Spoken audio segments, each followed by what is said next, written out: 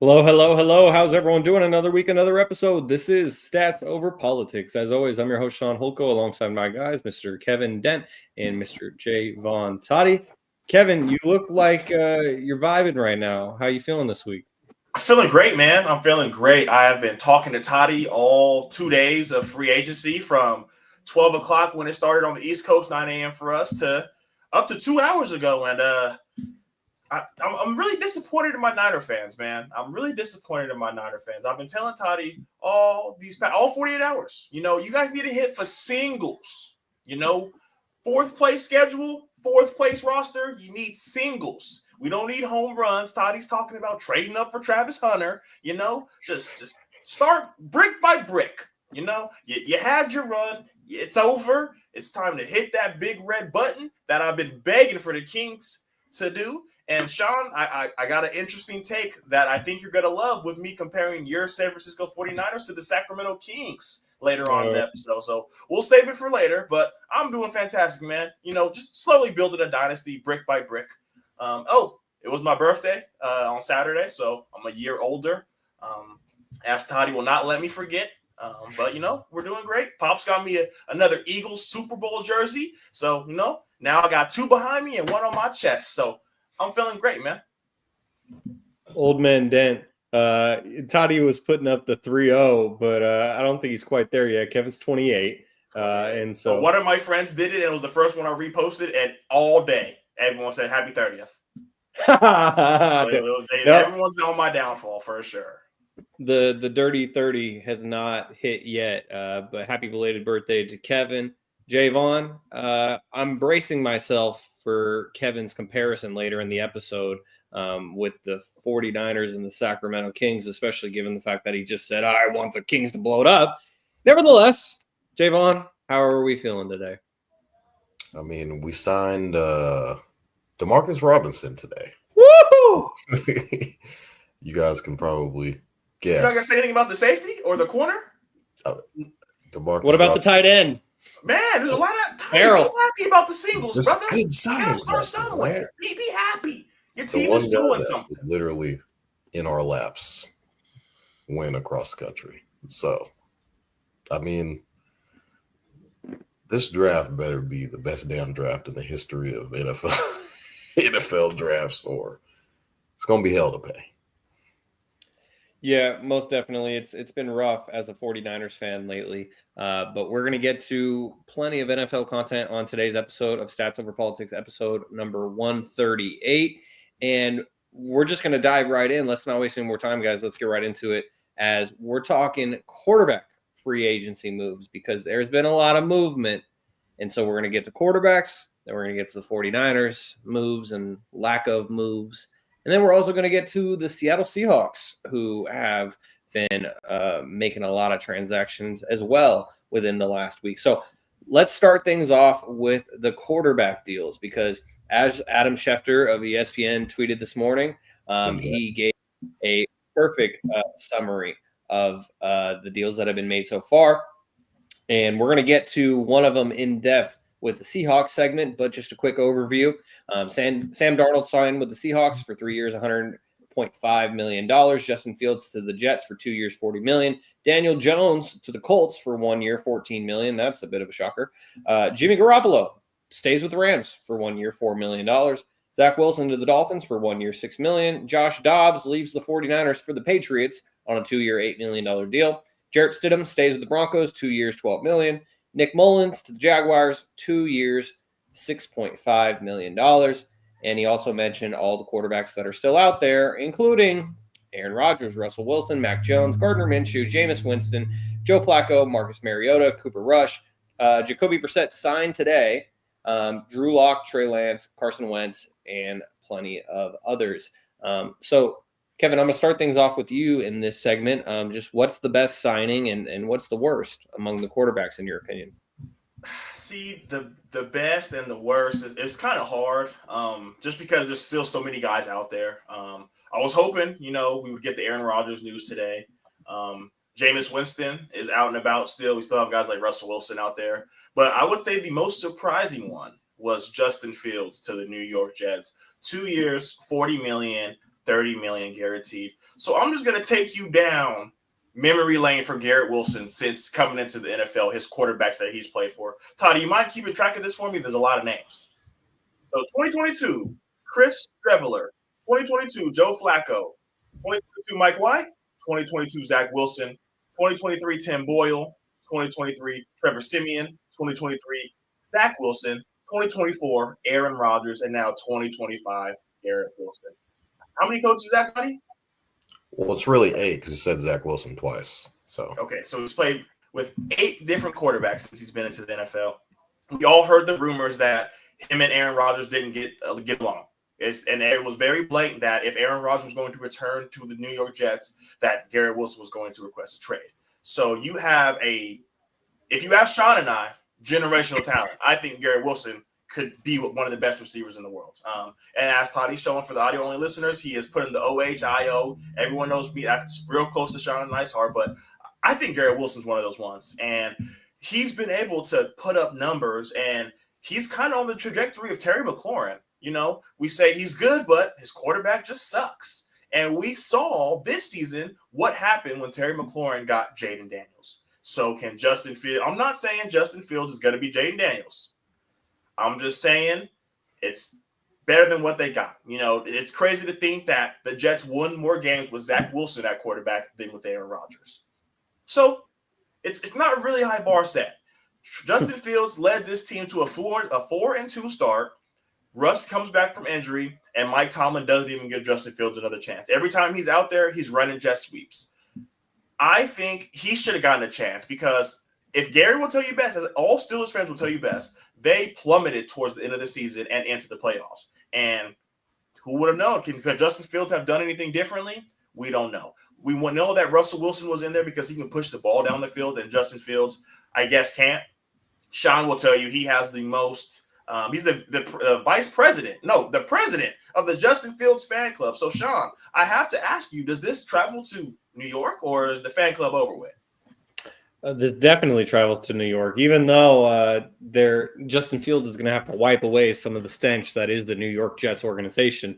The fan club travels with Justin Fields no matter where he goes. And Kevin, thank you for asking me that, because that leads me right into my favorite QB signing and the worst, because to me, Justin Fields is my favorite QB signing among all of these guys, because you look at it and yeah, you might be like, oh, Shaun, you're biased. You're the president of the Justin Fields fan club, the founding member of the Justin Fields fan club.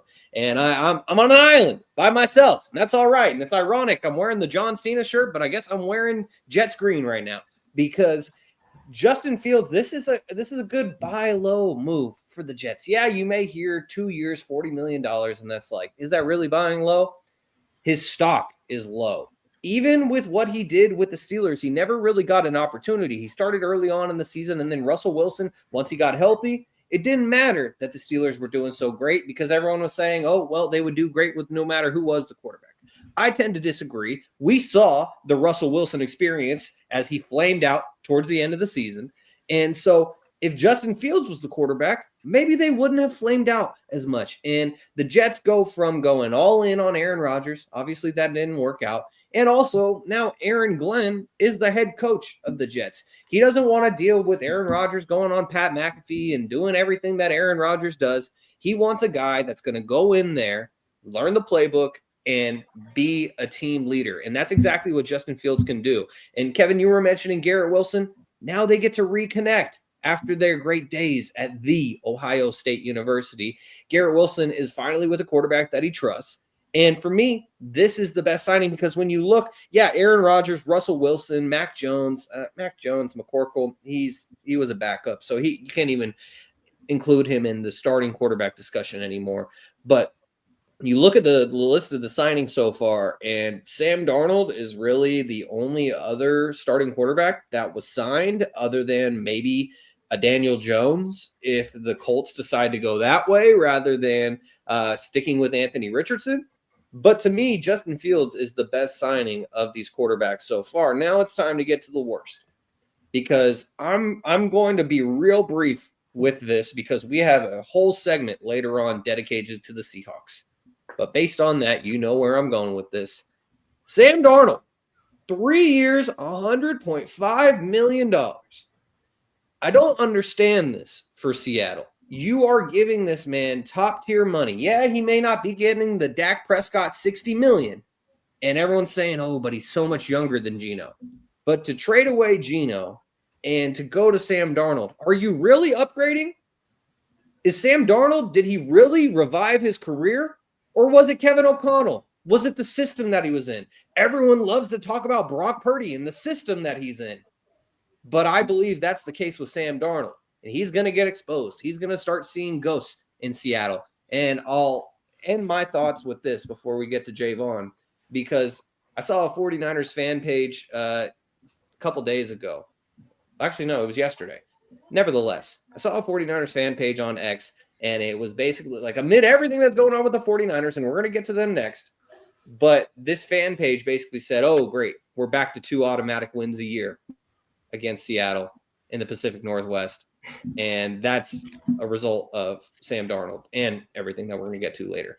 But all of that said, Jaevon, when it comes to these quarterback moves, what intrigues you the most? Is it one of the deals that has been made? Is it one of the guys that is still out there? Just what's your good general thoughts on the NFL quarterback free agency moves?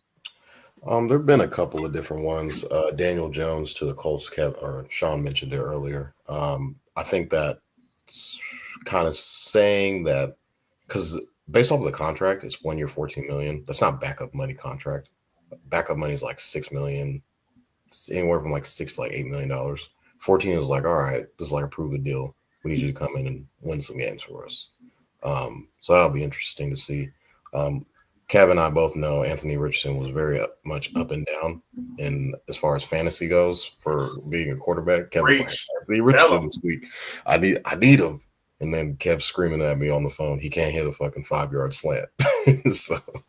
so I love Anthony Richardson. I just think he just hasn't played enough football. He played literally 1 year at Florida. Freak athlete, can throw the ball a mile. Has the arm strength, all the tools. It's just his accuracy it needs to get better. Daniel Jones at one point in time won a playoff game. That's just facts. And he literally got paid off of that 1 year. And then ever since it's been all downhill. He did tear his ACL at one point in time. So last year was basically his year off of the ACL. And usually players off of the ACL, their first year, it's a little bit wonky for them to get back into shape. So Shane Steichen having a guy, experienced quarterback, veteran quarterback, Daniel Jones. I like their receiving core. I mean, they have Jonathan Taylor. They have guys like Adonai Mitchell, who I took a chance on fantasy last year. Film does show that he does get open a lot. Just the ball was not thrown in his direction. Josh Downs, Kevin is very much aware of. He's another guy in the slot that can make things happen. We all know about there's Alec Pierce on the team, and then Michael Pittman Jr. is a guy that their number one receiver. So we'll see what that offense can do.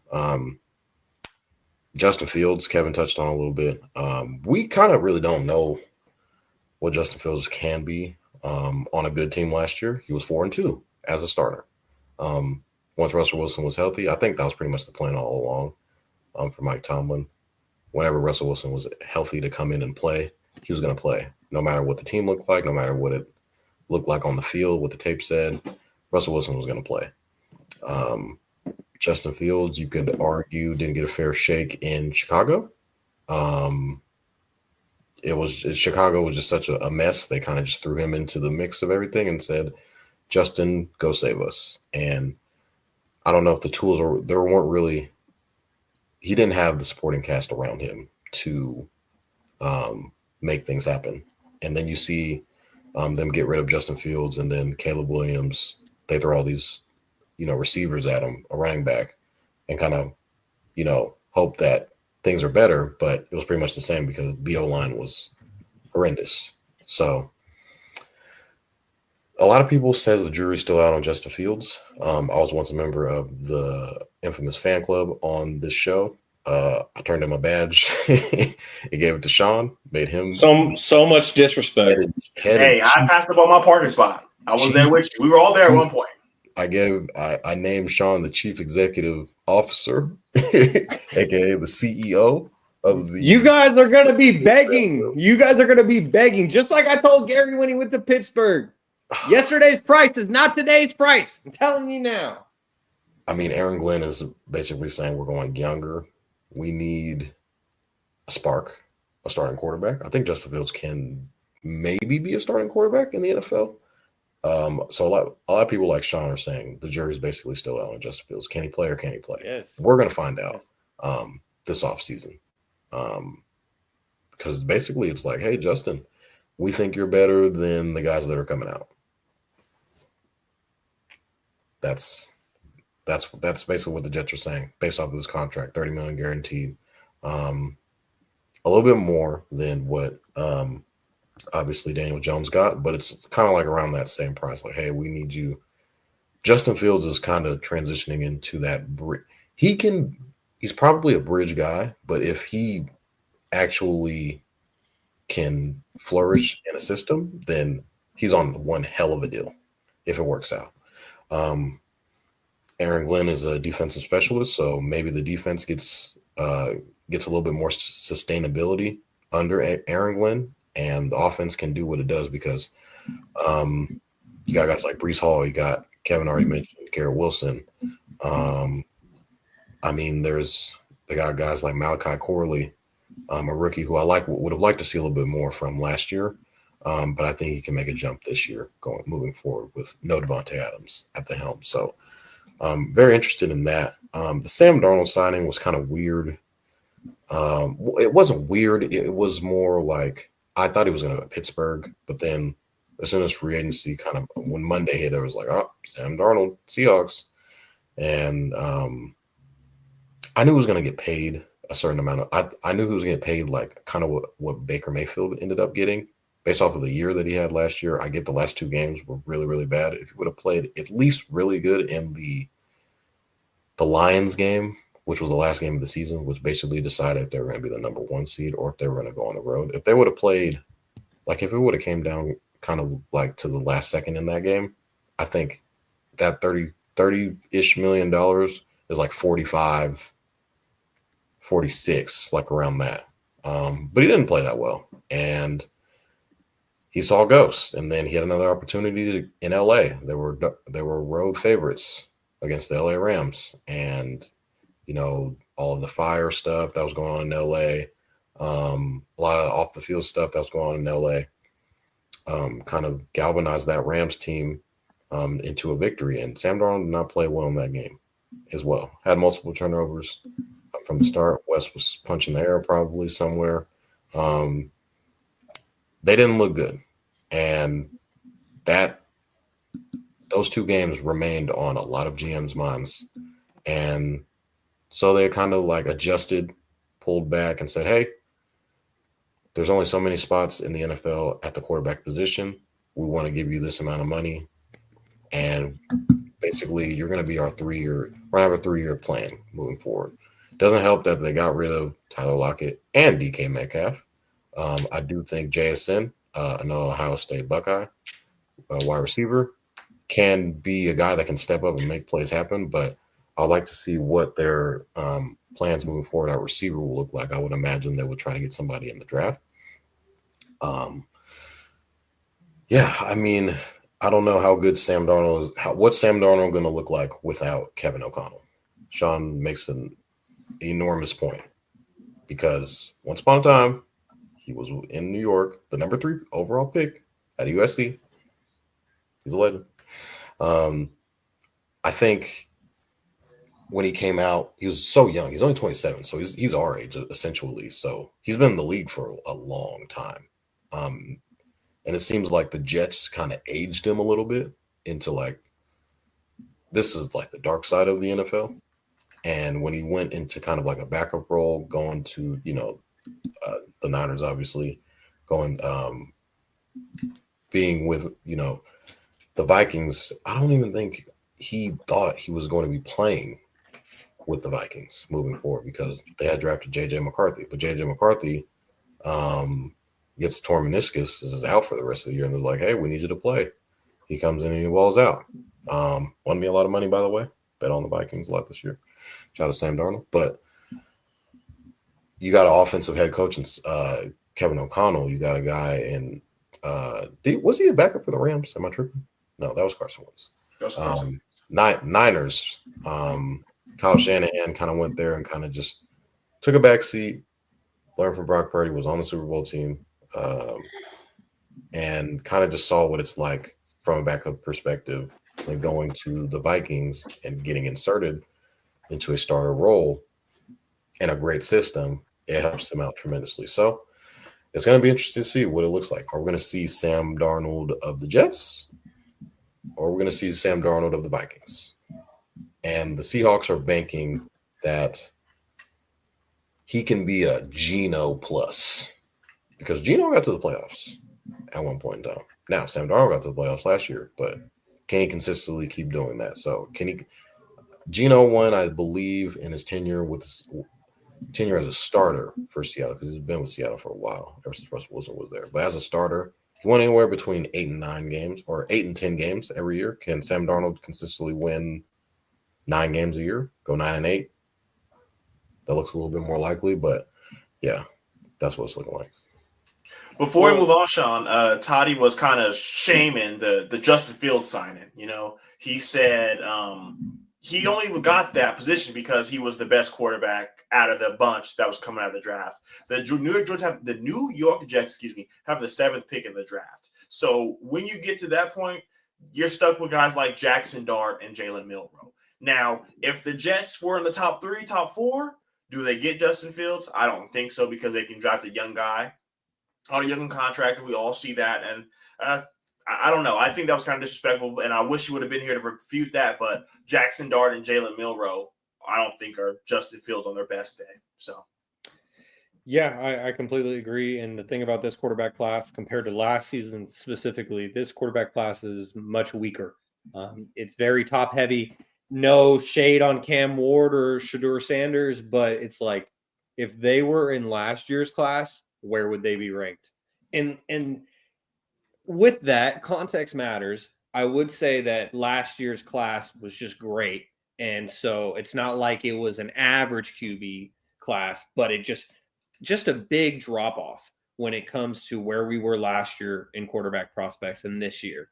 And Cam Ward, Shedeur Sanders, they'd probably be 5th or 6th and still probably be a first round pick, if not the beginning of the second round, but they wouldn't be going in the top 5 last year at least. And so that's kind of just to your point there, where even with the 7th overall pick, you're still not really confident in who you would be drafting there.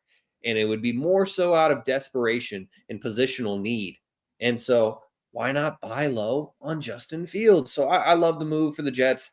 And Aaron Glenn is already turning around the organization. He just better hope that Woody Johnson, the team owner, keeps his hand. Oh, just bumped my laptop. Hopefully he can keep his hand out of the cookie jar and not be so involved, because Woody Johnson, you're going to do a comparison.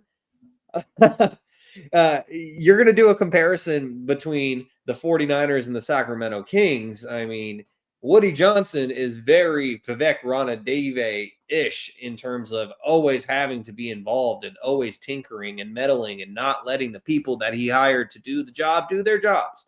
And so hopefully that is changing, but we shall wait and see. All I know is that I believe in Justin Fields. As we keep things moving here on episode number 138 of Stats Over Politics, Shaun Holko alongside Kevin Dent, and Jaevon Toddy is being the podfather right now and taking care of young Mako. And so, Kevin, as we keep things moving here, let's get to the 49ers offseason moves. And I put offseason moves rather than free agency moves because there are a lot of departures. And as Dad Dent, a.k.a. Smooth, said in the comments, gang, what are we doing? It seems like they are doing a soft reset. And they're not going all in like Kevin may suggest later on that they should.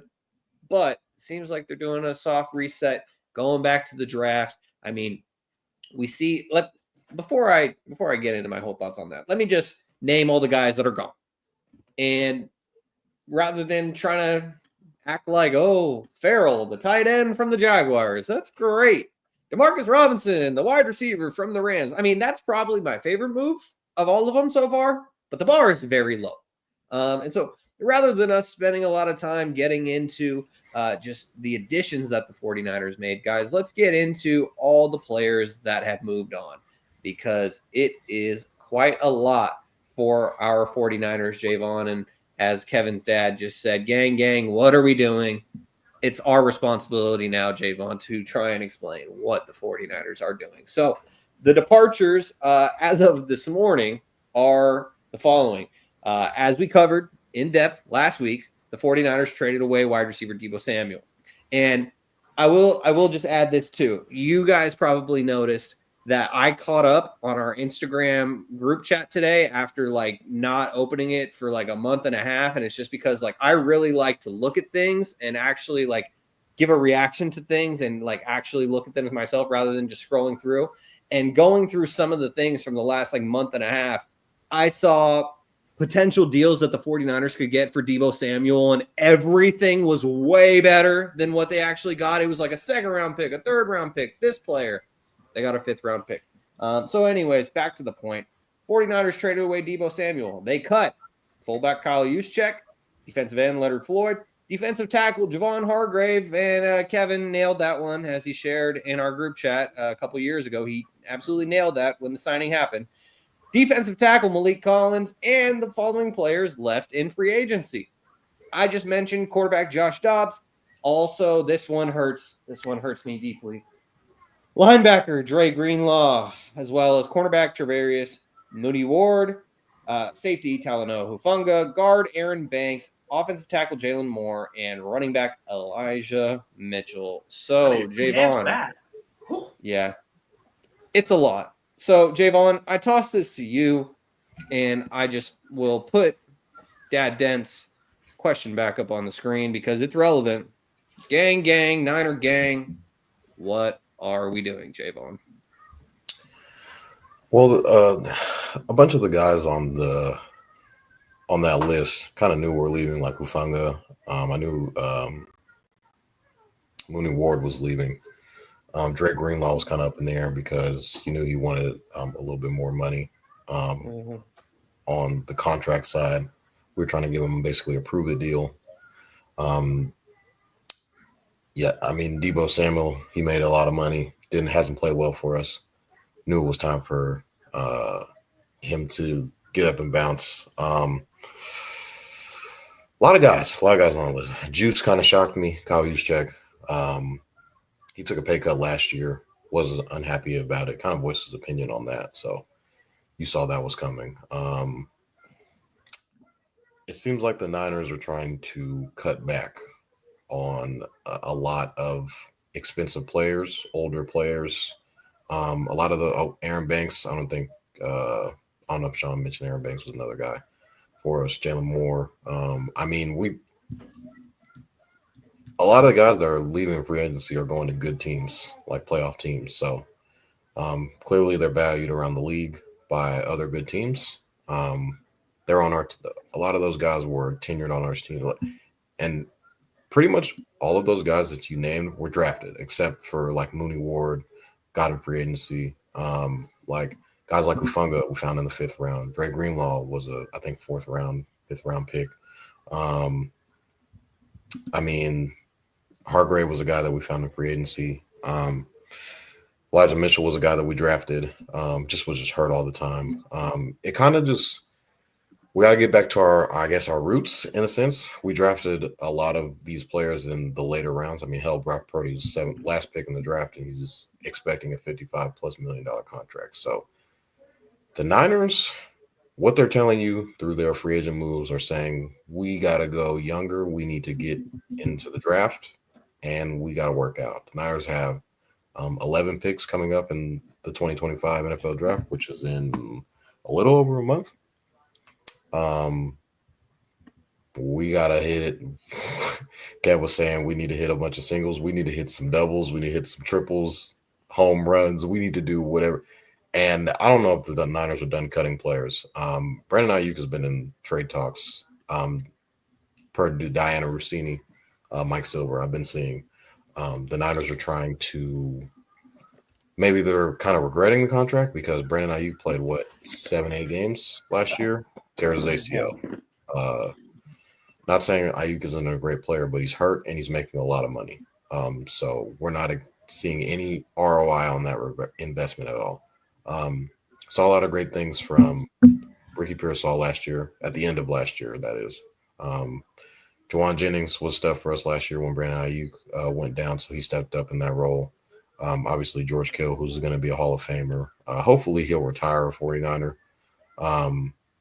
He's still there. Brock Purdy, I thought he played well in spots last year, but obviously the team was 6-11, so he didn't play well enough. The defense, Bobby Saleh's coming back. We let go of a shit ton of players on defense. And the one guy who I actually thought was a shoo-in to come into the San Francisco 49ers, he's going to Buffalo. I don't know. He being Joey Bosa that we've been alluding to nonstop. Yeah, I don't know what the Niners are doing as far as free agency goes. We made a couple of signings today. DeMarcus Robinson, hey, whoop-de-doo. We signed a tight end from Jacksonville. I think it was pretty good in fantasy. Luke Farrell. He was good in fantasy the last couple of years, or the last couple of games last season. We just signed a safety from the Giants. I mean, this draft. You don't even know his name? You can't even say his name? Kevin, the draft is – I'm not even worried. I'm just the draft right now, the NFL draft. Kev, you could clip this probably. I think the Niners got to go out and make a splash in the draft. Go get Travis Hunter. Trade up. We're at 11. We would probably have to trade up into the top 4 to go and get him. And tell me what you think they should trade for. Hold on, Sean. You want to hear this? We have 11 picks in the draft. I said 2 2s and 2 3s, and I said a pick swap. Why not? I mean, you trade. Why not? Well, I'm Toddy. I just have to jump in here. With the team in New England, they're desperate for players, so they would still get a top 12 pick. You could probably go. My guess is what they would try to do is get Travis Hunter. You could get a guy in Will Johnson, who was one of the best cornerbacks in football before he got hurt. I think he had like a hamstring injury. That's what I saw reported. But that's a guy that the Niners who were probably projected to draft at that spot. So you can go and get corner. Well, they already have a corner in Christian Gonzalez, but my guess is Travis Hunter doesn't make it out of the top 4 because 2 quarterbacks I would envision go into the top 4 and the best defensive player, which is Abdul Carter, and then Travis Hunter, the Heisman Trophy winner. You could argue he could go 5 because some teams might go out and get Will Campbell, which is arguably the best tackle in the NFL draft. But I mean, that'd be a splash. He'd be a playmaker on offense and defense, primarily mostly on defense because we just lost a quarter in Travarius Ward, Pro Bowl corner out that. We do have Diamador Lenore, who I think can definitely be a Pro Bowl corner based off the money he was given this past offseason. So the Niners got to make some things happen in this draft. Like, there's no ifs, ands, or buts. We have a 4th place schedule coming up. Went 6-11 last year, lost a shit ton of players. We're going to pay our quarterback an enormous amount of money, and we're like, players are bleeding out as we speak. Like, we're dropping guys like flies. How are we going to pay our quarterback a shit ton of money and lose players? It doesn't make sense.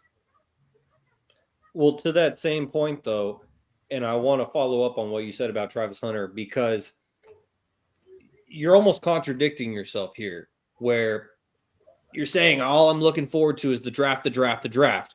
But here I am willing to give up 4 extra picks to move up for one guy. And we just talked about 12 departures. 75% of them were starters.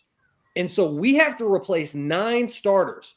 We're doing that mostly through the draft. But you're willing to give up 4 picks for one guy when, as great as Travis Hunter may be, and I have a follow-up question to this before I hear your response, but as great as Travis Hunter may be, you're going to have to pay him in 4 to 5 years. And then you still have all of those holes from all of the guys that they just lost. So you're saying the draft, but you're willing to give up 4 picks? 4 like top 3 pick or top 3 rounds picks. Like, I understand that John Lynch has proven that he can find gems in the 5th round, whether if it be a George Kittle, a Dre Greenlaw, so on and so forth.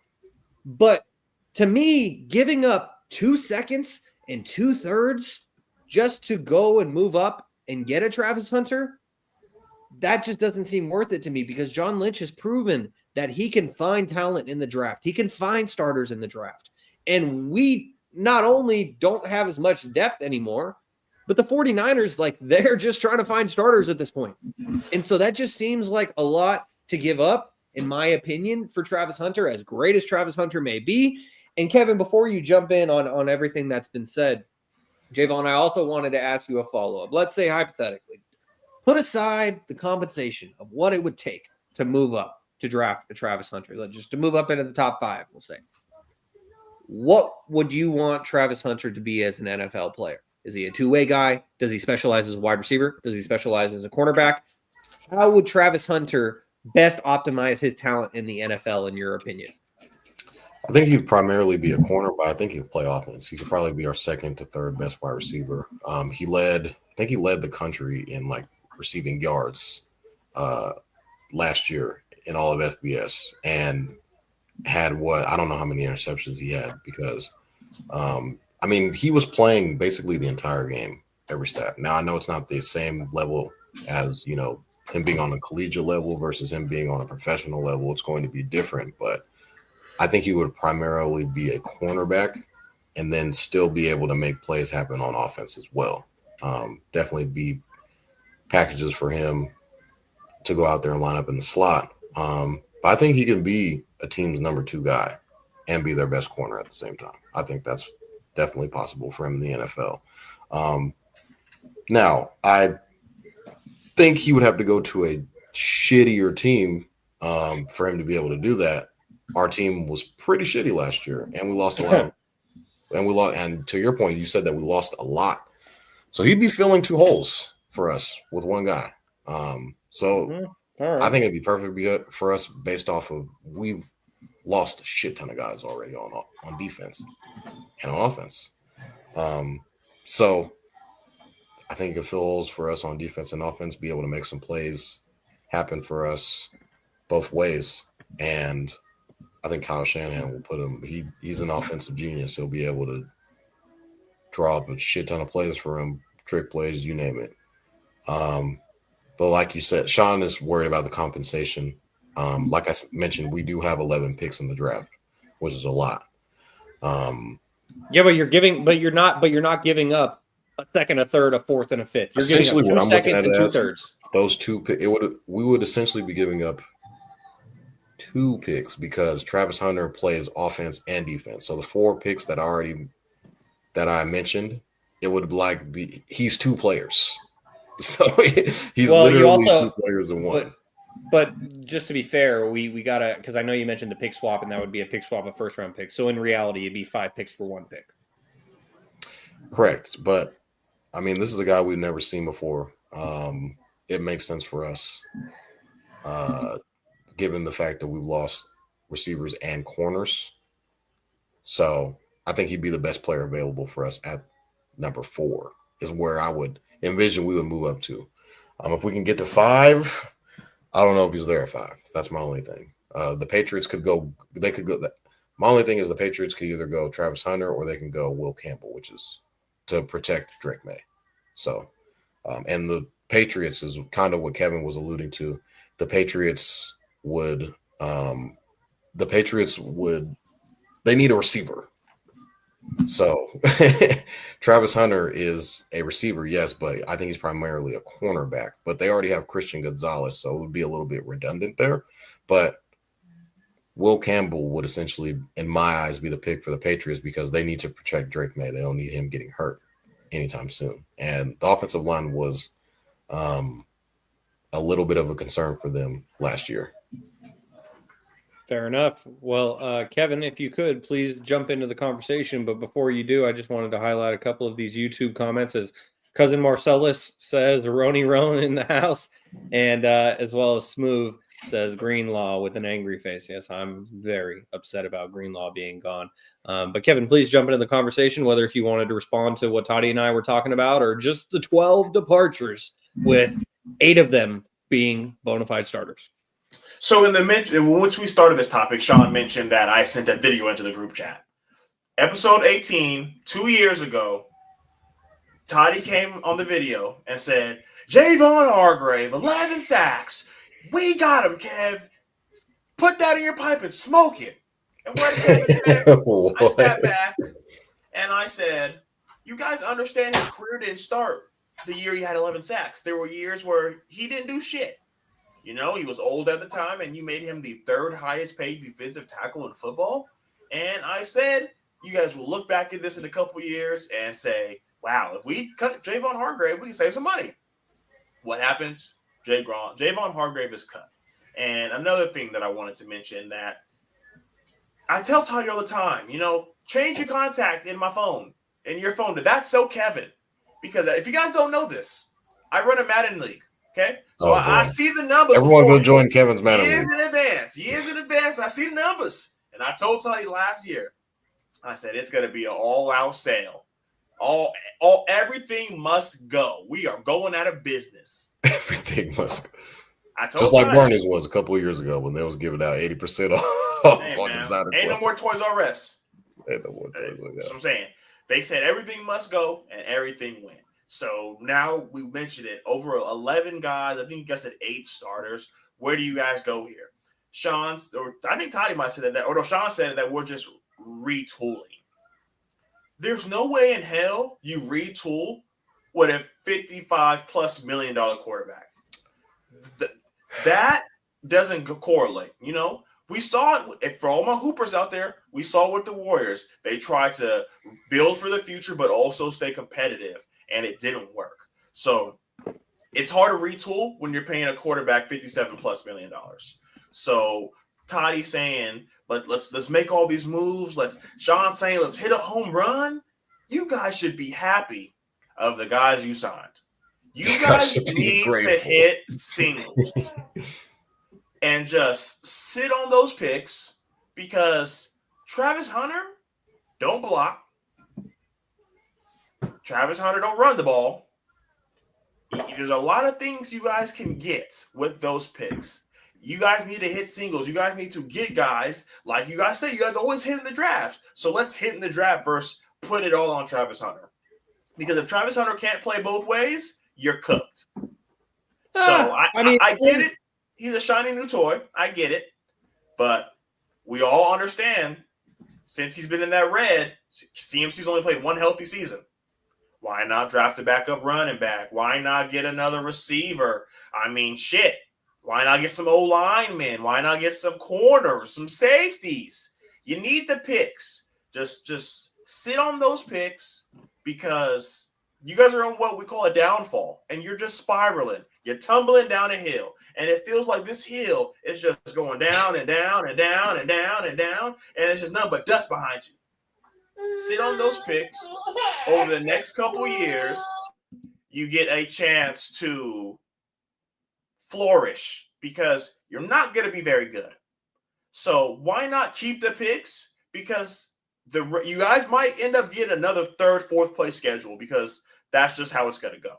But in my opinion, from the outside looking in, I know it's hard to say that. I know you guys would wish to stay contended and to be a contender. But what I wanted to say, Shaun, for the Sacramento Kings reference is, when we traded De'Aaron Fox, when we went into this offseason, we added guys that help us contend, right? We're in the mix. We just want to be competent. Whether that's the 10th seed, the 9th seed, the 8th seed, we're cool with a play-in, because we're just trying to stay relevant. And I think you guys trying to go big fish hunting and taking home run swings in the draft isn't going to be beneficial, because once you sign Purdy, those draft picks are going to have to be all pros. And I know, I get it. Mr. Irrelevant, Fred Warner, Travis Kittle, I get it. You guys make the big-time moves. You guys have done it in the past. We all remember the North Dakota State quarterback, and you guys traded 4 firsts or 3 firsts? 3. 3 firsts. Three. I think it was, to be precise, with our pain and how Brock Purdy saved our ass. Literally, because if you did not draft in the 7th round, it would have been bad. Yeah, 3 firsts and a 3rd, I believe, is what it was. So yeah, disgusting. So you've taken big swings and missed, and you were okay because you were able to bring in guys like CMC, Jaevon, Hargrave. You guys were having Debo still being Debo. You guys were able to take swings. Right now, you can't afford to strike out. You don't have, like Shaun mentioned, you don't have the depth. Swinging and missing right now for you guys is something that just can't be done. So I get it, Toddy. Let's go get a Travis Hunter. But you're saying Travis Hunter is a number 2 on your team. He's number 1 on their team. So why in the hell would they not go get him? I don't want to keep going too long on the Niners' downfall, but you got to take simple singles. Take what you can get and don't throw a fit, because you don't got no leverage. Your back's against the wall. One miss, and we're talking about a decade full of shit. You know, Toddy's talking about he doesn't want to pay Brock Purdy north of $57 million, and Brock Purdy leaves, then what do? I was telling Toddy, you're best off trading Brock Purdy and just get as many picks as you can, because I told Toddy, he brought up, I know if you guys have been listening for a while, the Derek Stingley conversation and Deron Bland conversation came back up, and Toddy goes, C.J. Stroud said Stingley's so good he could play offense. I said, well, you better tell Fred Warner to start running and catching, because that might be your best bet, because we all know CMC isn't a healthy guy. We need a running back. I'm telling you, hey. We're going to get a running back, though. Not if you trade for Travis Hunter. Singles, Toddy. Singles. Well, and also something I wanted to add on to that, because we were talking earlier about how weak this quarterback draft class is, but this running back draft class is stacked. It's deep. Between Ashton Jeanty, the guy who should have won the Heisman, to the two-headed monster at the Ohio State University. You got the guy at North Carolina. You got Cam Scatteraboo out of Arizona State by way of Sacramento State and also Rio Linda High School. Did not run the 40. Did not run the 40. No one wanted to see that 4.6. Well, so and to my, he was one of the best players in college football during the playoffs. Doesn't mean he's fast. Yes, he was. As cousin Marcellus says in the YouTube comments, give me some solid picks and let's ride. And as Kevin read his comment, we need a running back, we being the San Francisco 49ers. I agree, that would be great. But the one thing, I was heartbroken when I saw the 49ers officially release Kyle Juszczyk, because he has been with the 49ers through the whole Kyle Shanahan era. He was the big free agent signing splash in 2016, I believe, when Lynch and Shanahan first came in. And so to say goodbye to Juice was hard, but it's a part of the business, and either he finds something that's a better fit for him for the rest of his career, or he gets paid somewhere, or he comes home. Because we know that his wife got a full wardrobe of all Niners gear. She made it all herself. So come on home, Juszczyk. But if Kyle doesn't come back, I've been seeing some people talking about moving Cam Scatteraboo, the quote-unquote slow running back, into the fullback position. Because he's slow. That would be, but having a fullback that's that versatile, though, would be absolutely nuts. And what did Juice do for you? I mean, Juice basically, he was the run blocker, and he sometimes would get out like Jimmy G missed him on like so many wheel routes where he was just coming down the sideline. And so, yeah, I mean, Juice was a great piece. Like when you talk about the guys who just play their role, Kyle Juszczyk was that guy. Like whether it be whatever we asked him to do on the field, primarily blocking, but also he was a great leader throughout the locker room. And so we're definitely going to miss Juszczyk on the Niners. And cousin Marcellus says Niners need Josiah DeGuara, Folsom grad, plays tight end and fullback from the Jags for $5 million. DeGuara got his start in the NFL with the Green Bay Packers. And so any local guys come to the Niners, I wouldn't be upset about. And cousin Marcellus disagrees with the notion that people have been thrown out there that Cam Scatteraboo at fullback is horrible for football. Just football just isn't the same anymore. And so it'll be interesting to see, but that's my biggest, whether if it's Cam Scatteraboo in the third round or whatever, that's my biggest reason why. And Kevin, I'm glad that you agree that the 49ers can't go all in on a Travis Hunter like maybe a couple years ago, but even with, the 49ers just got 3 compensatory picks, one of them being a third round pick overall, number 100. But still, even with that, you need to use those picks because not all of the draft picks are going to be winners. Not all of them are going to be superstars. But, I mean, I hate to agree with you because I know you're lightly throwing shade at the Niners and where we're at right now, but hitting singles and doubles isn't a terrible thing because that's how you rebuild your team and retool the team, as I said at the beginning of the episode, rather than having to blow it up and just do a full-on rebuild. Because if you're going to pay Brock Purdy, you cannot be doing a rebuild. And so, anyways, we'll keep things moving. Here on episode number 138 of Stats Over Politics. Shaun Holko alongside Kevin Dent and Jaevon Toddy, the Podfather, as we keep things moving, guys. Oh, but before we do keep things moving, I did want to highlight one more thing because Dre Greenlaw, Kyle Juszczyk, those were pieces, obviously Debo too, we talked about him plenty last week. Those were pieces that really hurt my heart to see the 49ers have to move on from. But I'm going to mention a guy, and this is kind of just sentimental value for me, but I'm really going to miss Aaron Banks. That's my guy, close personal friend, Aaron Banks. For the audio only listeners, I'm displaying a photo that I took with Aaron Banks in Tahoe when I saw him. This was weeks after. I just have to mention this since he's no longer a Niner, and I don't think there will ever be another time for me to do so, just to take 60 seconds. But right weeks after Aaron Banks was drafted out of Notre Dame by the 49ers, we were still kind of in COVID times. This was in June 2021. And I rode my bike to a place in Tahoe, and I stopped for lunch, and I'm sitting across the restaurant, and I see this huge dude walk in with his lady, and he's wearing a 49er shirt. And I'm thinking to myself, I'm like, I'm pretty sure that's Aaron Banks.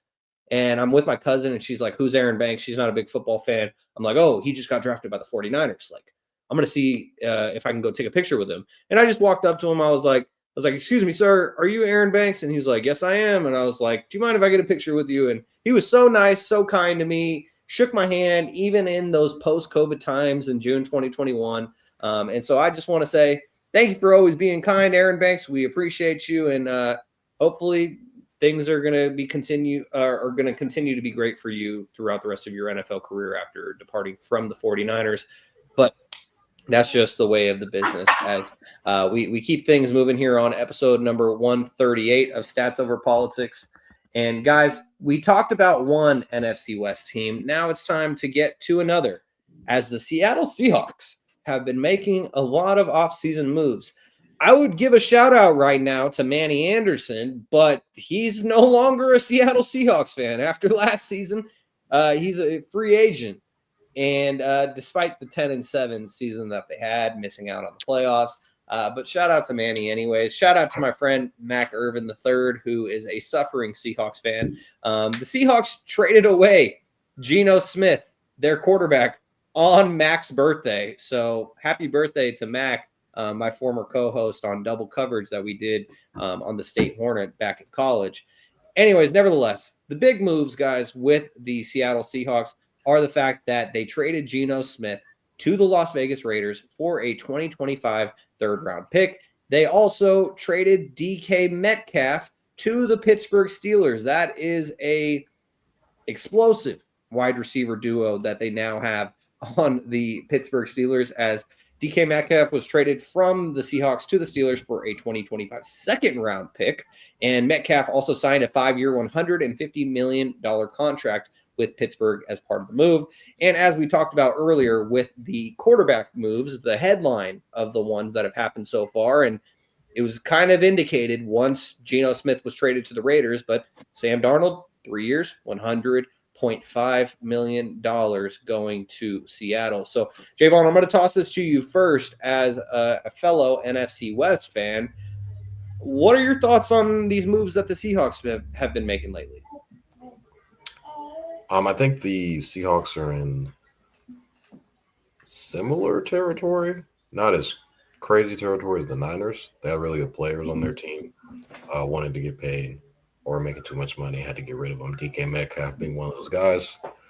Obviously moving to Pittsburgh with a $150 million contract. They got rid of Tyler Lockett. I'm not sure why they got rid of him. Obviously, probably because they think that he's washed. Yeah. Done. I think Tyler Lockett could definitely still make plays.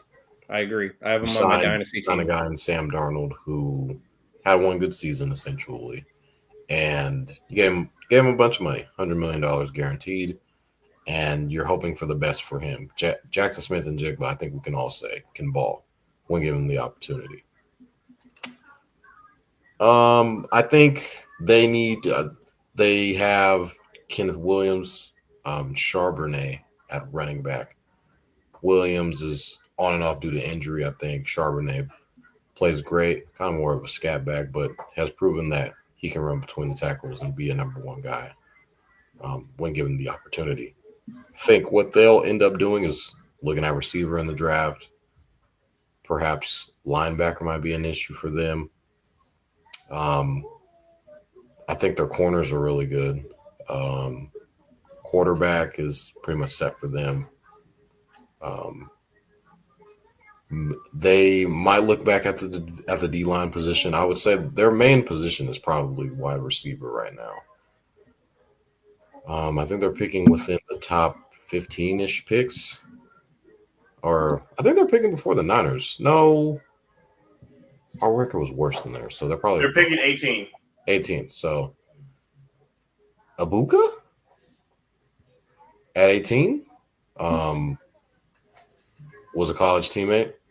And Ohio State, Shaun is showing everybody the Ohio State OHIO. He might be an option. Matthew Golden. Yep, Kevin read my mind.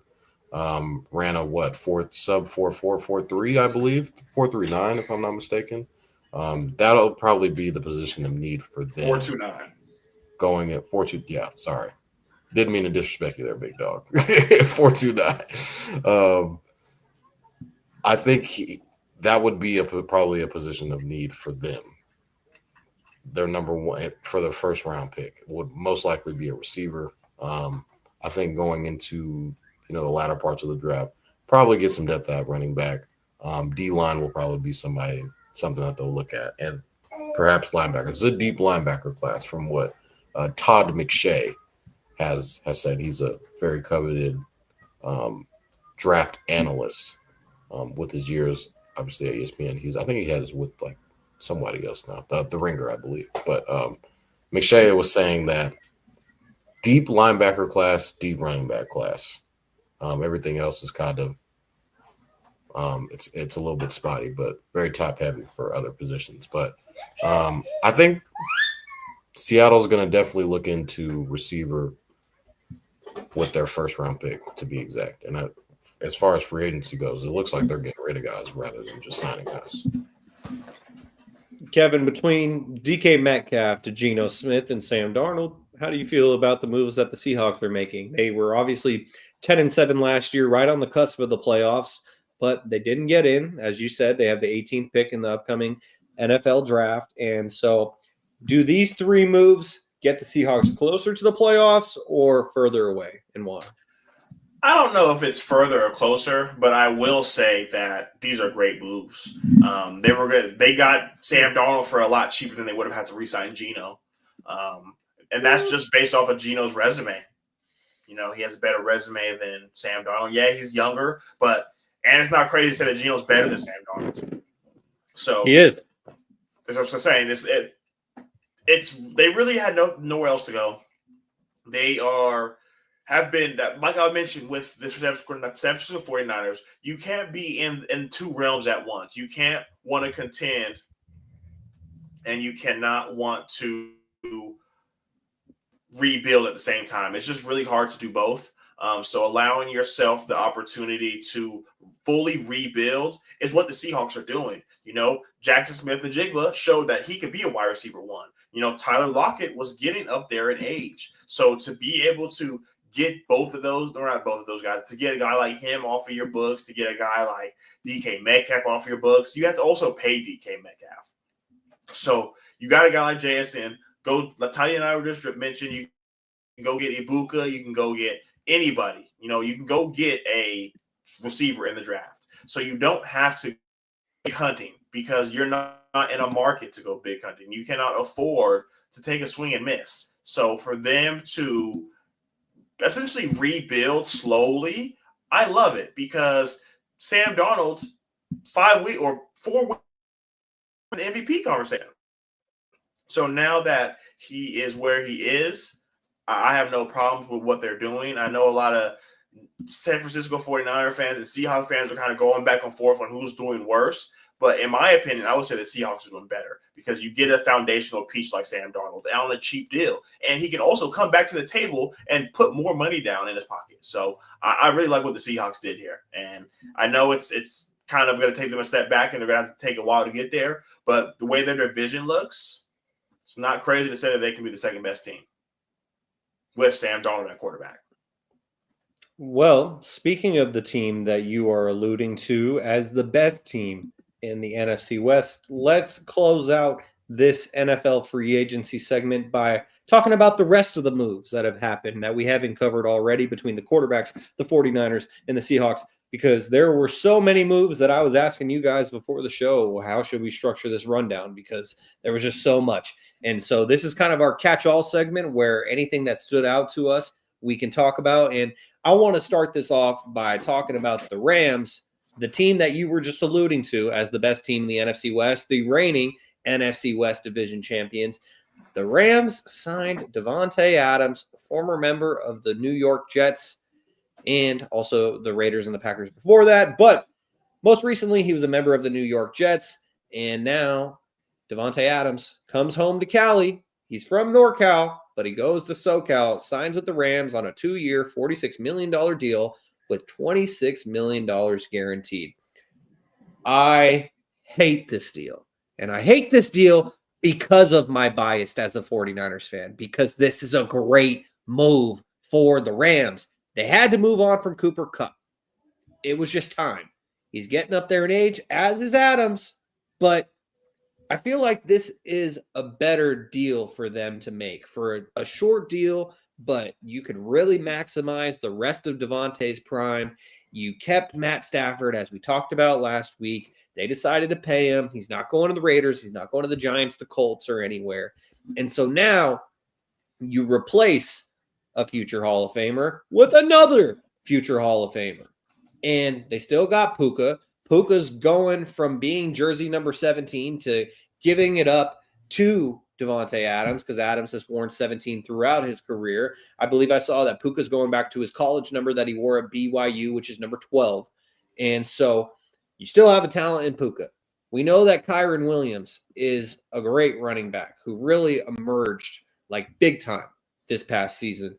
And so I hate this move as a 49ers fan because our chances to reclaim the NFC West got smaller with this move, but it's a great move for the Rams. It's a great move for Davante, and so kudos to them. Kevin, I want to get your thoughts. What are some other NFL free agency moves that you wanted to highlight and talk about? I want to talk about the moves that were not made. These LA Chargers, $90 million in cap space. But they got Najee. We've seen them burn out. You know, whether it's defense, whether they don't have another guy outside, whether the O-line crumbles, whether they can't run the ball. With a team with so many holes, with the second most cap space in the NFL, and the two marquee signs are Dante Jackson and Najee Harris.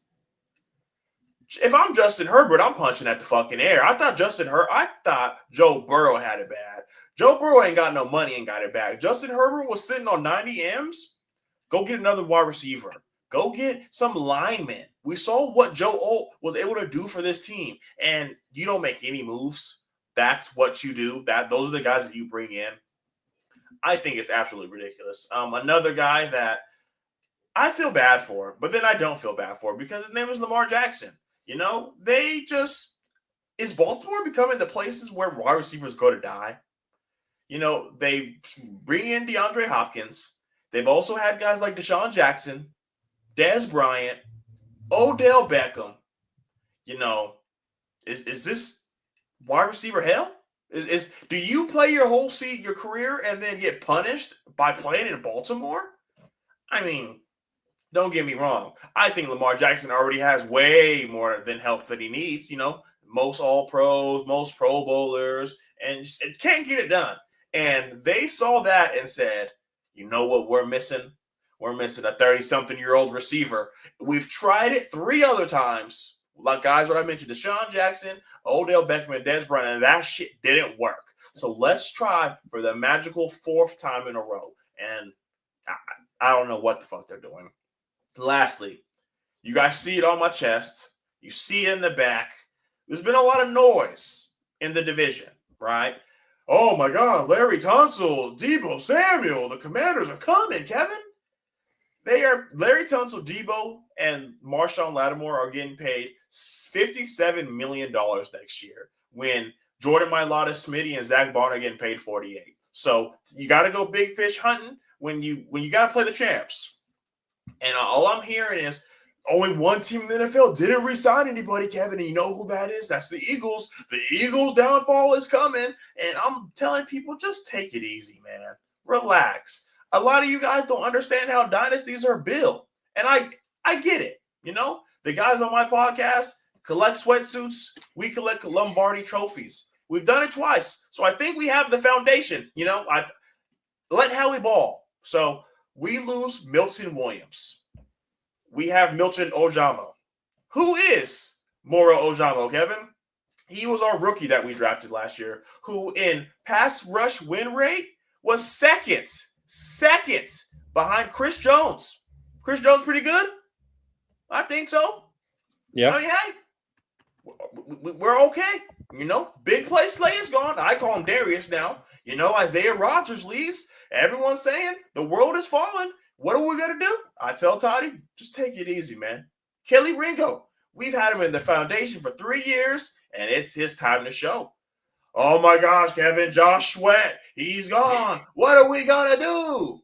Jalen Hunt, we're fine. Take it easy. And then last but not least, CJ Chauncey-Gardner, gone.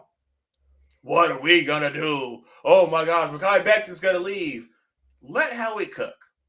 Because this time last year, me included, said Mekhi Becton, the dude from the Jets? Oh, shit. What are we doing? This dude stinks. And that's what people are saying about Kenyon Green. Welcome to Stoutland University. We are saving next year $9 million by letting go of Chauncey, right? It sucks. Boo-hoo. Howie sold his soul for a Super Bowl. And right there, I love it. Right here, I love it.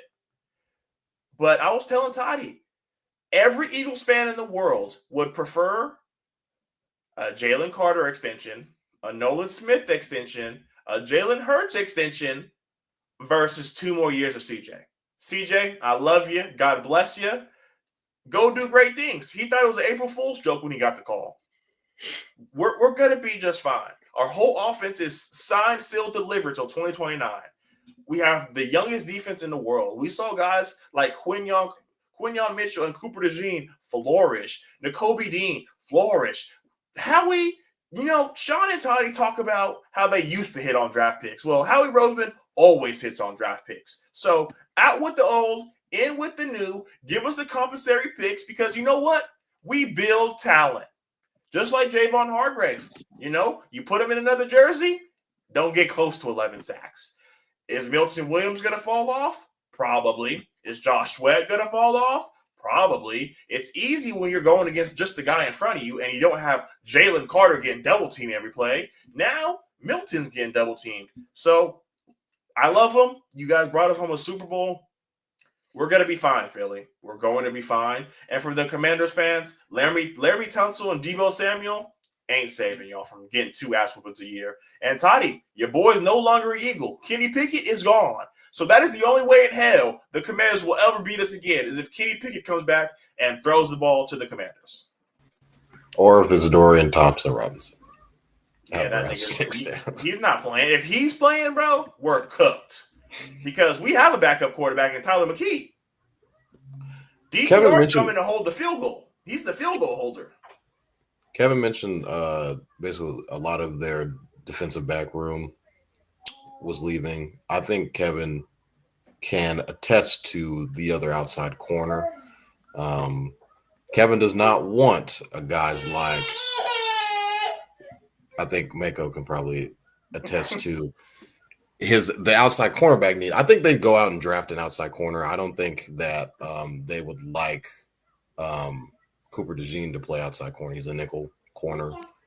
Perhaps another safety. Kevin was looking at Starks, the Starks guy a kid from Georgia. Malachi Starks, another Georgia. Malachi Starks. Perfect. I feel like Bulldog.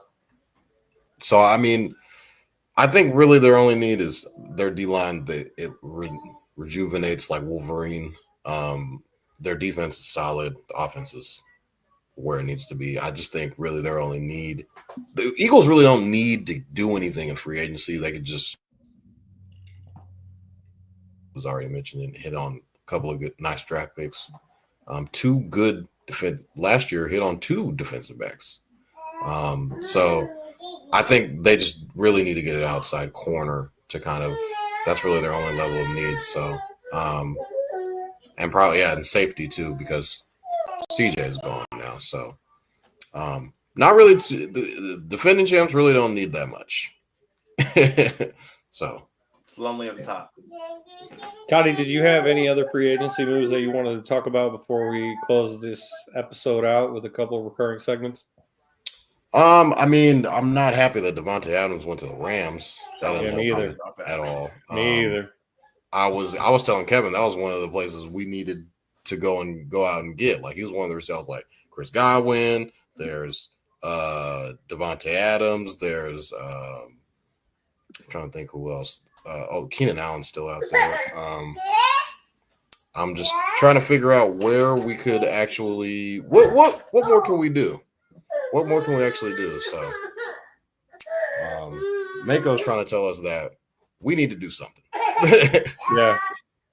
Yeah, we certainly do. As we're going to keep things moving here on episode number 138 of Stats Over Politics. Shaun Holko alongside Jaevon and Mako Toddy, as well as Kevin. I think what we should do is kind of go out and grab a little bit extra. We need DB. We need wide receiver. Tight end is probably another place we need to go out and get. D-line is definitely going to be a place of need for us. But I just think the Niners, as a team, they need to go out and just grab a whole bunch of stuff going on right now. For sure. Yeah, the Niners have a lot of moves that they need to make. And so hopefully they hit on a couple draft picks, because if they don't, then they're not even going to have a full team of capable starters out there. And so hopefully they don't have to start pulling in guys from the UFL, because that would just be an absolute nightmare. As we're closing things out here on episode number 138 of Stats Over Politics. Kevin, I'm sorry. Did you want to jump in, or were you already trying to? I just wanted to, we were talking about the Hornets earlier, Shaun. I want to give huge love to the Stingers. I don't know if you guys keep up with it, but they brought in, an Ole Miss commit to come on a visit. They brought in Ryder Lyon, who's one of the best quarterbacks in the country. So they brought in a new coach at Sac State, and they are making real promise that, they could possibly be that team in the Pac-12. So as a kid from Sacramento, to say that we even potentially have a Power 5 school in Sacramento, hey, man, keep on going. I don't know the coach's name, but I'm loving what he's doing. Yeah, Brennan Marion, he is really making moves for the Hornets. He came from UNLV. He was their offensive coordinator. He became our head coach. And I completely agree with you, Kevin. Like, he is making moves. When I saw that Ryder Lyons from up the street at Folsom, the number 1 ranked quarterback in the country for the class of 2026, when I saw that he even took a visit to Sac State, like, a lot of people were like, oh, he just wanted a free sweatsuit. Oh, he just wanted a free meal, blah, blah, blah, blah, blah. I don't care. He took time out of his busy schedule to go visit Sacramento State, whether or not he actually planned on going to Sacramento State, which why would you if you have offers to every top university in the country? But the fact that he even took time out of his day to go visit Sac State, that's the Brennan Marion effect right there. And so kudos to him.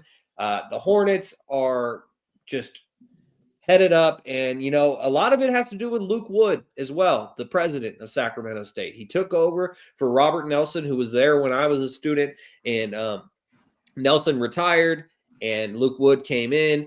Luke Wood is a Sac State grad. He came from San Diego State, and he has been just trying to get Sac State to another level, and I absolutely love it as an alum. It makes me so happy. And so yeah, it's just really awesome. And before we keep things moving here on episode 138 of Stats Over Politics, excuse me, I had a little bit of indigestion there. Uncle Manny said, I got late to this episode, and we'll have to listen to the rest of it, but do you think the 49ers have a plan? They have lost so much. Yeah, I think the plan is just the draft. That's the only way that they can get things done, because all the signings that we've seen have been real minor signings. And so the draft and hitting on those picks and not mortgaging your future for Travis Hunter, as great and as flashy of a player he may be on both sides of the ball, they got to hit in the draft. And so that's the biggest thing. Yeah, exactly. Oh, a little bit Spanish, Shaun. Okay. Yes, we definitely.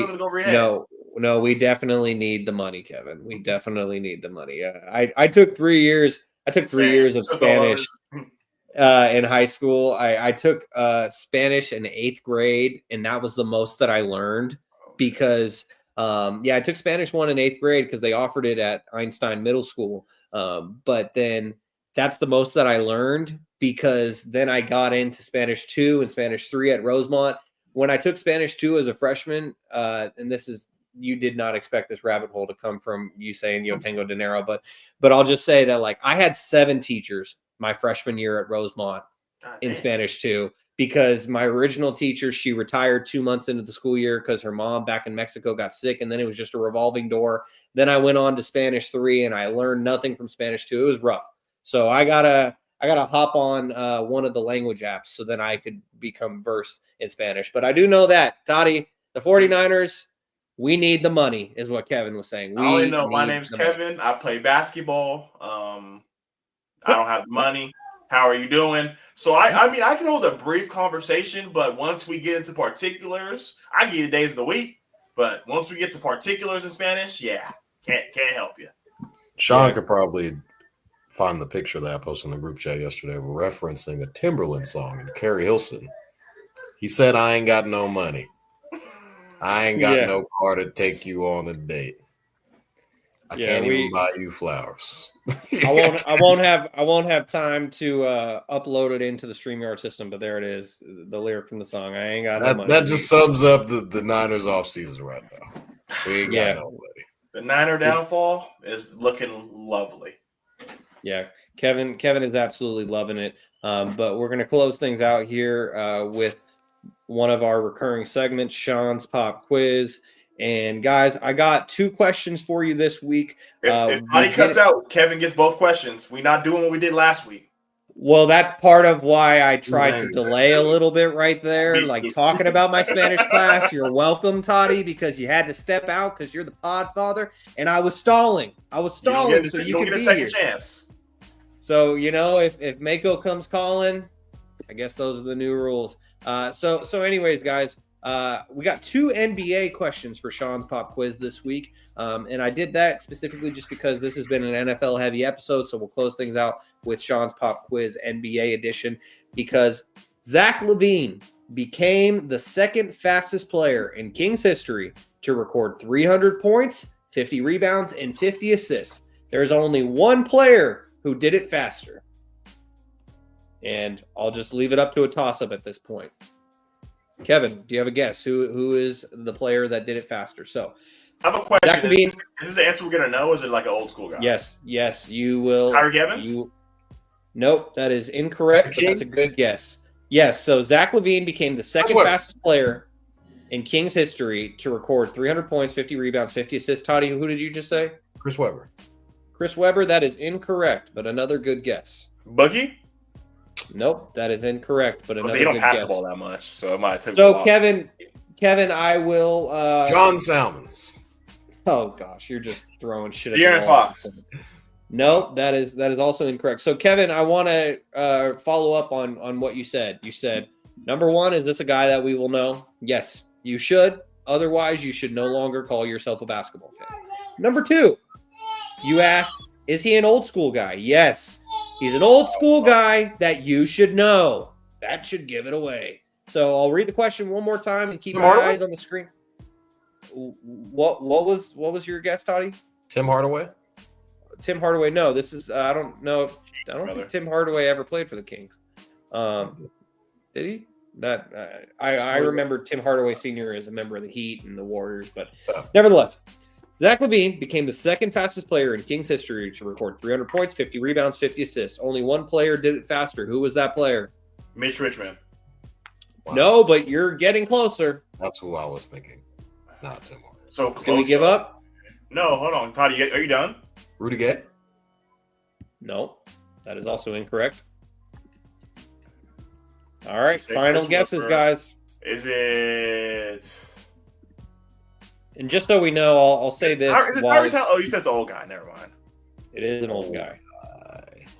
So I will say, no, that is incorrect. I will say that the current scoreboard is Toddy has 17, Kevin has 14. And Ron so, nope, that is incorrect. All right. Final guess from each of you, and then we'll move on to the next one just for the sake of time. Dude, I don't have any more. Old guy that we should know. Kevin Martin. Oscar Robertson. Finally! Ding, ding, ding! Oscar Robertson! That's why I said if you guys don't know this, then you shouldn't call yourself a basketball fan. We all got to remember. They were, or he was a member of the Cincinnati Royals, but in the Rochester Royals. The greatest king ever. That's the Kings franchise, though. And arguably, yeah, greatest in the whole franchise. Yeah, arguably the greatest of all time. And so, ding, ding, ding. Kevin gets a point. He now has 15. Toddy has 17. And so, I got one other question for you guys. So, there's a guy who this past week became the first player in NBA history to record 40 points, 10 threes, and 10 rebounds in a regulation game. Oh, Kevin just rescinded it. I thought we were doing the Joker triple-double. It's a free-for-all, so there's one guy who became the first player, and this was in the past week. This is very timely news. He became the first player in NBA history to record 40 points, 10 threes, and 10 rebounds in a regulation game. So, Harden? Who was that player? Nope, James Harden is incorrect, but that's a good guess because Harden just had a 50-piece. Was it Luka? Nope, that is also incorrect. I think I know. I think I don't. Jason Tatum? No. What did you say, Toddy? Jason Tatum? Nope, that is also Was it incorrect. Ja? Nope. Oh. It's a guy. This guy is not an all-star. Oh. Oh. Jamal Murray? Nope. Damn. And I will say this. I will say this where it may be a hint for Toddy, but Kevin, you will also pick up on this hint. Jaevon, you should get this question. Uh-oh. Oh! Oh! Who is it, Kevin? Ding, ding, ding. That is correct. Peyton Pritchard is the first player in NBA history to record 40 points, 10 threes, and 10 rebounds in a regulation game. So just like that, Kevin cuts down on... I know. That's what I'm saying. As soon as he said that, I thought Celtic. I was going to say Derek White. I know they both had big games, so I didn't know. But yeah, exactly. I mean, one of the two. If it wasn't Peyton Pritchard, then it was probably Derek White. If it's a guy who thought he should know as a Celtics fan and also a non-all-star. Well, he is a graduate of Ball Knower University. Just it seems like sometimes he headmaster. The headmaster.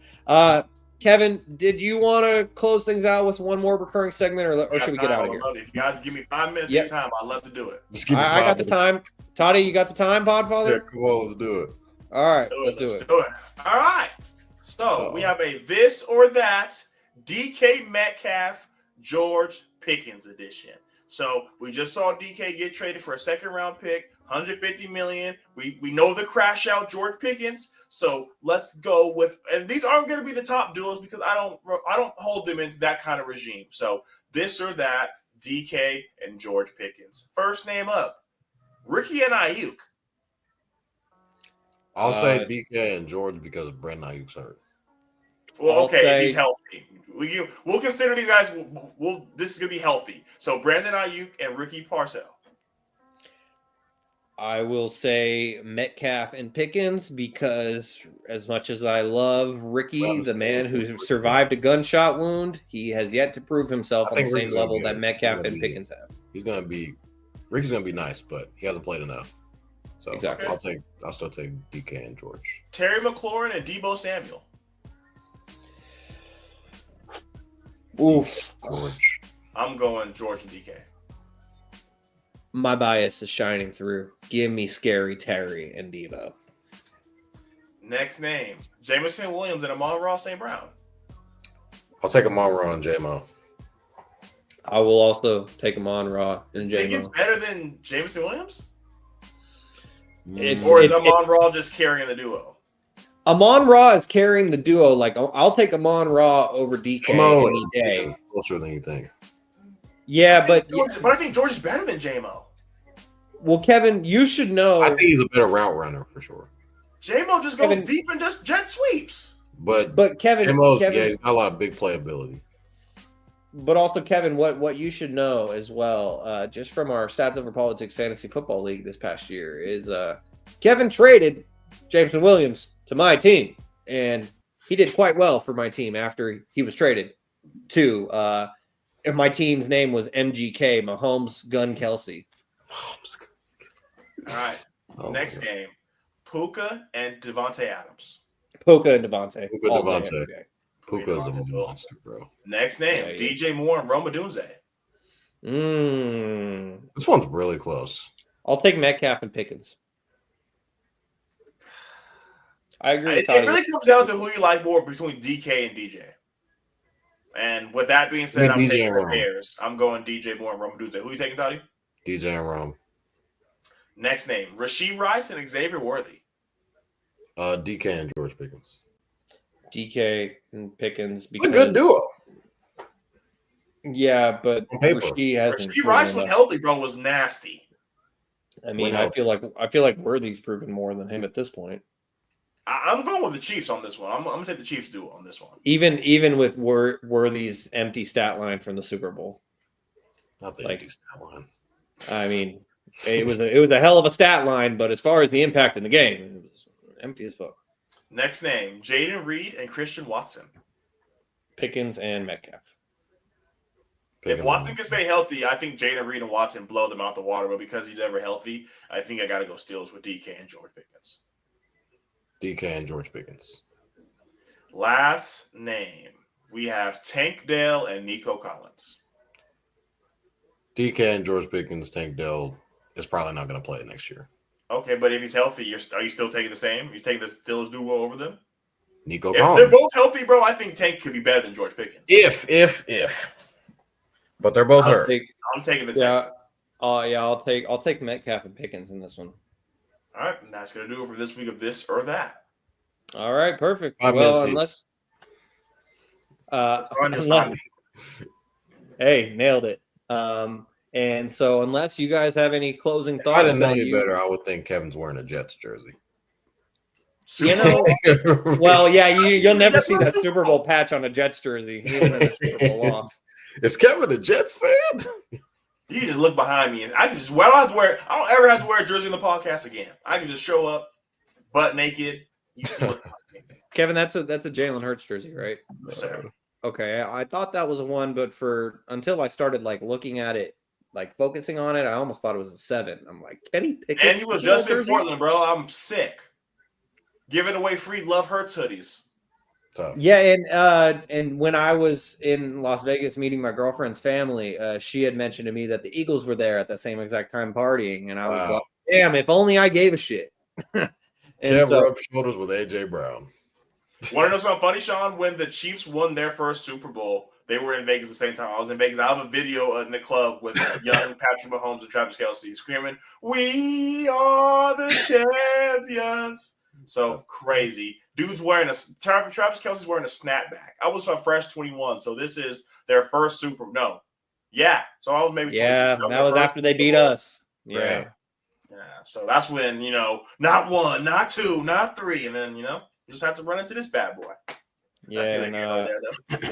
Yeah. Well, I would like to say I was, but it's still a current thing that just in Spain without the S, just straight up in Spain without the S.